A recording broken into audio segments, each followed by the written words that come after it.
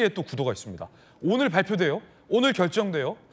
4강 티켓의 마지막 티켓을 거머쥐는 후보가 주인공이 나경원 후보냐 안철수 후보냐 그게 오늘 결정됩니다. 그러다 보니 이 두 후보 간의 경쟁과 신경전이 상당히 치열합니다. 나경원 후보, 윤석열 전 대통령을 끌어들이지 말라고 하셨죠. 윤 전 대통령이 본인에게 대선에 나가라고 하셨다면서 흘리다가 토론에서는 막상 불리하니까 윤 전 대통령을 언급하지 말라니 달면 삼키고 쓰면 뱉는 것도 이 정도까지는 못합니다. 탄핵 각하를 외치던 분이 탄핵이 인용되자마자 대선판에 뛰어든 모습 당원들은 다 기억하고 있습니다. 모렴치의 끝입니다. 그래서 어제도 안철수 후보님 말씀 자꾸 하시던데요. 급하신가 봅니다. 뻐꾸기가 남의 둥지에 가서 알렸는 거잖아요. 안철수 후보는 이게 대선 때마다 이 당 저 당 다니시더라고요. 그리고 늘 누구 손을 들어주시고 하는데 그래서 아니 우리 당에 오시기에는 우리 당 가치에 동의를 하시나 그런 생각을 해봤습니다. 그런 의미로. 이게 상당히 좀 신경전이 치열한 수준입니다. 조기현 변호사님 아무래도 두 분 중에 한 분은 오늘 올라가고 한 분은 떨어질 가능성이 크잖아요. 그렇기 때문에 안철수 의원이 기자회견을 열었어요. 모렴치의 끝이다. 그러자 나경원 후보는 웃으면서 우리 당 사람 맞냐, 뻐꾸기 아니냐라는 상당한 치열한 신경전. 두 분 중에 한 분은 오늘 살아남고요. 두 분 중에 한 명은 오늘 떨어집니다. 그나마 이 국민의힘 경선에서 재미있게 볼 포인트가 하나라도 있어서 다행인데요. 네. 이 사회 경쟁이 갈수록 치열해지는 양상입니다. 예. 그럴 수밖에 없는 게 지금 나오는 여론조사 지표에서 일반 여론조사와 지금 국민의힘 룰대로 하는 조사가 달리 나오고 있기 때문에 그리고 두 분 간의 격차가 크지 않기 때문에 지금 오늘 결과를 사실 누구도 예측하기가 힘든 상황입니다. 예측하기 어렵다. 예.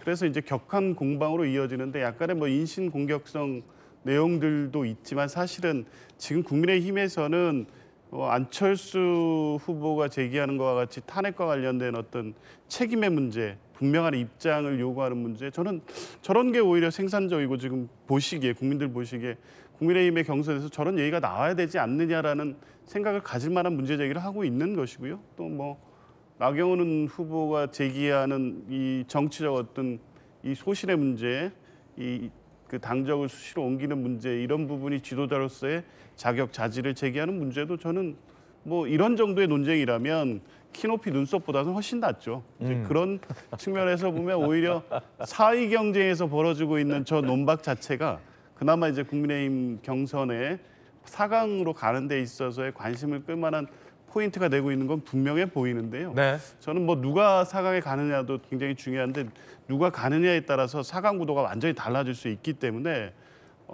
치열한 어떤 이 경쟁이 되고 있고 나머지 이제 어느 정도 가시화되어 있는 세 분들도 누가 들어오느냐에 따라서 4강 구도가 완전히 달라지기 때문에 오늘 결과에서는 어쨌든 이 두 분 중에 누가 올라가느냐가 굉장히 중요한 이 포인트가 될 것 같습니다. 아까 그 공방보다 키높이 눈썹 공방보단 차라리 이 두 분의 공방이 볼만하다라는 얘기예요. 이 두 분은 앞서 서로 당을 떠나라라는 설전도 주고받은 바 있습니다. 안철수 후보가 포문을 열었죠. 정광훈과 구구얘기를 함께했던 나경원, 김문수, 홍준표는 정광훈 당으로 가라라고 사실은 폭탄 발언을 한 거예요. 그러자 나경원 후보 내부 총질이다. 보수 행세하며 당 흔들지 말고 뻐꾸기 그만하고 탈당하라라고 맞섰습니다. 자, 사실은 김관선 변호사님, 제가 두 분을 다 잘 아는데 평상시에는 친한 편에 속하는 두 의원입니다. 7층, 의원회관 7층에서 나란히 이제 옆방을 쓰고 있어요. 나경원 의원, 그다음에 옆에 안철수 의원, 그럼 저기에 이제 같은 7층에 이 주호영 전 대표 그리고 권영진 의원 방까지 7층에 나란히 있어서 두 분은 이 이웃 사이. 그런데 지금 하고 있는 경쟁 구도는 한 명이 죽고 한 명이 사는, 좀 세게 얘기하자면 생사결의 어떤 그런 대결 아니겠습니까? 그러다 보니까 이렇게 치열한 공방으로 이어지고 있는 것 같아요. 자, 오늘 결과가 나오기 때문에 어떤 결과를 예상하십니까? 라는 질문은 본방상 지금 제가 드릴 수는 없어요. 하지만 두 분 중에 한 분은 오늘 떨어집니다. 지금 살아남기 위해서 치열한 지금 네. 서로에 대한 모욕적인 생사결이죠, 생사결. 모욕적인 네네. 발언을 하잖아요. 근데 정치는 중요한 게 결과가 중요하거든요. 네네. 정치는 다 결과가 중요하다고 이 얘기를 합니다. 그래서 간혹 그런 얘기를 하세요. 과정이 아름다워야 한다고 하는데 사실은 정치는 결과가 중요하고 다들 그렇게 생각하고 있는 거예요. 그런데 이제 그 도가 좀 더 넘어가고 있다 이렇게 봅니다. 그러면 안철수 후보의 이야기에 의하면 나경원 후보는 보수가 아니죠. 극우죠. 정광훈당이라는 거에 가야 한다는 거고, 그다음에 나경원 후보 이야기는 왔다 갔다 해가지고 당신 진짜 보수냐? 보수 아니다는 거예요. 서로 보수가 진정한 보수가 아니라고 서로를 이제 부정하는 거예요. 서로를 부정하는 건 이제 정체성을 부정하는 거죠. 네네. 그런데 뭐 제가 볼 때는 저 정도의 토론은 뭐 저 정도의 공방은 있을 수 있다고 저도 그렇게 봐요. 왜냐하면 저건 그냥 인신공격이 아니고 네네. 그냥 서로에 대한 살아온 행적, 이제까지 했던 거에 대한 거잖아요. 그러니까 저 정도 있는데 좀 재밌는 건 뭐냐면 이게 사실 같은 조가 아니잖아요. 네. 그러면 그러네. 같은 조가 아니네요. 그렇죠. 지금 알고 보니. 이게 같은 조끼리 엄청나게 싸워야 하는데 네네. 같은 조가 아닌데 A조, B조 나눠놨거든요. 예. 근데 A조의 나경원, B조의 안철수가 같이 토론을 못하게 되니까 그러네요. 4강 안에 드는 거 가지고 이제 저렇게 날쌘 공방을 하고 있다 이렇게 보고요. 두 분이 같은 조였으면 더 재밌었을 텐데. 근데 아마 이제 오늘 4강에서 결론이 나면 네네. 또 끝나고 나면 또 악수하고 밥 먹고 그럴 겁니다. 이게 네네. 정치잖아요. 그래서 이제 저렇게 감정 세립하는 것도 그냥 오늘로서 거의 뭐 마지막이 될 것 같다 이렇게 봅니다. 채널A의 유튜브 인터뷰 프로그램 국회의사담에서 제가 그제 어제 두 분을 마침 인터뷰하고 왔습니다. 그제 어제. 그제는 안철수 후보, 어제는 나경원 후보를 제가 직접 두 분 다 인터뷰하고 왔는데 두 분에게 제가 똑같은 질문을 했습니다. 4강에서 누가 떨어질 것 같냐? 과연 두 후보는 뭐라고 답변했을까요? 들어보시죠. 네 분만 1차에 컷오프할 것이다 라고 예상하고 있습니다. 한 분이 떨어지셔야 되는데 누가 떨어질 가능성이 크다고 보세요? 아무래도 지금까지 대선 경선에 참여하시지 않고 대선 후보군에 속하지 않았던 지금까지 뭐 1% 받지 못하셨던 분이 아닐까 싶습니다. 나경원 후보가 지금 그 카테고리에 속합니다. 나경원 후보가 떨어질 거다. 가슴 아프지만 그렇게 예상하고 있습니다. 전망이야 제가 뭐 어떻게 하겠습니까? 제 목표는 1등하는 겁니다. 1차 컷오프가 이제 얼마 안 남았습니다. 4명만 올라갈 수 있잖아요. 다른 3명은 누가 올라오리라 예상하세요? 김문수 후보, 홍준표 후보, 한동훈 후보. 그래도 한동 후보 넣어주시네요. 거기엔 들어올 거. 안철수 의원은 옆방 아니에요? 방은 가까운데 안철수 의원은 안 들어올 것 같은데요. 저는 안철수 의원 흉본 적은 없는데 뭐 최근에 이상한 말씀 다 말씀하시더라고요. 급한가 봐. 서로 똑같은 질문했을 때 누가 떨어질 것 같냐 했을 때 네가 떨어질 것 같다라고 얘기를 했습니다. 복경 의원님 어떻게 보셨어요? 제 가슴이 다 아프려고. 가슴이 아프다. 안철수 후보가 가슴 아프다라는 말도 했었어요. 글쎄 말이에요. 가슴 아프지만 정강훈감으로 당한 뭐 이런. 정치를 아직도 저런 모습을 보면 오래 되셨는데 정치 초보의 모습을 아직 버리지 못하고 있는 것 같아서 그러니까 솔직하게 말씀하시면 되는데 안철수 후보요? 가슴 아프지만 그러면 누가 믿겠습니까? 그래서 뭐 두 분의 싸움이 좀 치열하고 재미있고 그리고 네네. 나경원 후보 같은 경우는 점점 더 이제 실제 이제 극우에 가까운 그러니까 이념이 밥이다 뭐 이런 이야기를 하면서 그 이념 대선을 치르려고 하는 이런 것으로 가고 있고 또 이제 안철수 후보 같은 경우는 중도층에 또 호소를 해야 되니까 상대적으로 다른 주장을 하면서 장외전을 이제 계속해서 펼치고 있는데요. 둘 중에 한 분은 이제 오늘 결과가 나오는데 그렇죠. 바로 옆방이라 어떤 경우는요 싸우고 나서 한동안 서로 안 쳐다볼 때도 있어요. 아 그래요? 그러면요. 뭐 국회의원들도 정치인들도 사람이니까 그럴 때는 우리 권영진 의원님께서 화합의 메신저로서 왔다 갔다 좀 해주셔야 될 것 같습니다. 7층의 좌장이에요, 우리 권영진 의원께서. 자, 여론조사 보겠습니다. 과연 여론조사상 두 후보는 누가 우위를 나타내고 있을까요? 자, KSOI 여론조사 결과입니다.